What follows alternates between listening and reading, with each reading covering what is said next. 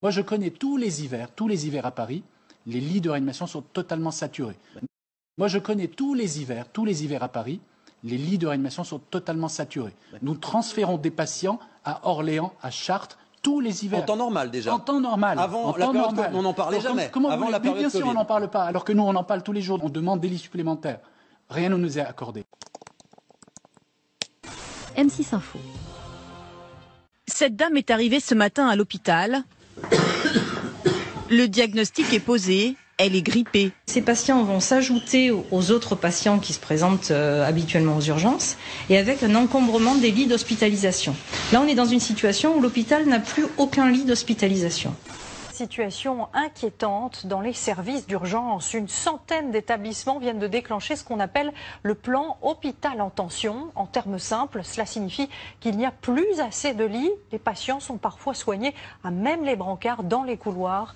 Une situation de crise qui devient permanente. Et vous allez l'entendre, les personnels sont à bout de souffle.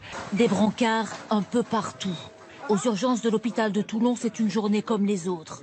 Et le personnel est à bout de souffle. Les urgences sont en surchauffe sur l'ensemble du territoire, avec l'hiver, la grippe.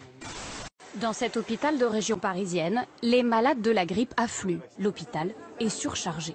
On est actuellement en état de saturation d'hospitalisation.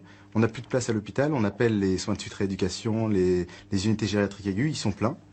Et on ne sait pas très bien où mettre ces patients-là. Aux urgences de Lorient aussi, l'hôpital sature. Dans les couloirs ce matin, les patients attendent parfois plus de 20 heures sur des brancards avant d'obtenir un lit. La pénurie de lits, un classique que l'hôpital de Haute-Pierre doit gérer chaque hiver. Quand il n'y a plus de lits, on fait au mieux, on a recours un petit peu aux cliniques aux alentours, aux hôpitaux. Il y en a certains qu'on peut gérer aussi en ambulatoire. Et sinon, le cas échéant, il y a des gens qui passent la nuit sur des brancards parce qu'on n'a pas le choix. Le corps médical, lui aussi, est débordé. L'ensemble du service fonctionne à flux tendu. Pas sûr que la situation s'améliore dans les prochaines semaines. La grippe n'a pas encore atteint son pic dans la région. Depuis le début de l'hiver, les urgences sont saturées. Nous, on a un ras-le-bol de ce système-là. On aimerait pouvoir soigner les patients correctement.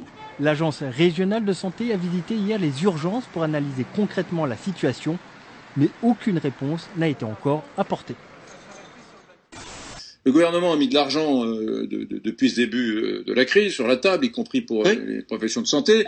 Il y avait 5000 lits de réa, 5000 lits de réa au mois de mars. Il y en avait apparemment 25 000 en Allemagne. Ouais. Là, et il y en a toujours 5000. Et là, on nous dit, non mais il y en a 5000, mais attention, il y a tellement eu d'opérations qui ont été déprogrammées, reprogrammées, qu'il y en aura encore moins de disponibles au mois d'octobre qu'au mois de mars. C'est-à-dire qu'on a mis des milliards d'argent du contribuable. Le contribuable a été généreux, il a bien voulu payer ses impôts, il a bien voulu financer ça, pour se retrouver dans une situation où il y a moins de lits de réa en octobre qu'au mois de mars. Et c'est du délire. Et c'est pire que ce que tu dis, parce que en plus de ça,